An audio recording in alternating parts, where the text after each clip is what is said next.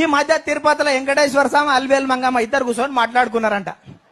వెంకటేశ్వర స్వామి అన్నాడంట మంగమ్మతోటి, మంగమ్మ మంగమ్మ మనం జనం గుడి కట్టిస్తుండ్రు, గోపురాలు పెడుతుండ్రు, మనకు పూజలు చేస్తుండ్రు, వాళ్ళ కోసం ఏమన్నా చేద్దాం మంగమ్మ అన్నాడంట.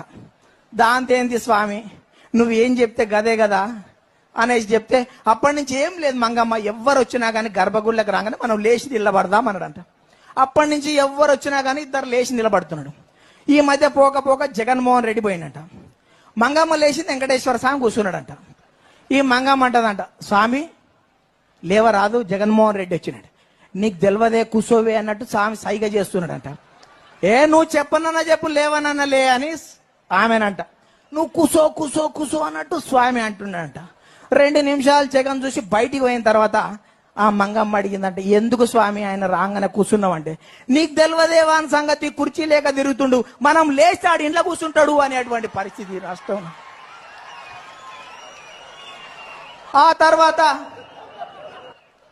కొద్దిగా దూరం జగన్మోహన్ రెడ్డి పోయిన తర్వాత మళ్ళా డౌట్ వచ్చిందంట స్వామికి. గర్భగుళ్ళకి వెళ్ళి వచ్చేసి మళ్ళా తొంగి చూస్తున్నాడంట. ఏమైంది స్వామి మళ్ళా తొంగి చూస్తున్నాం అంటే, వాని సంగతి తెలియదు, పోయేటప్పుడు ఉండి సంకలు పెట్టుకొని పోతుండో ఏమో వాడు. ఇటువంటి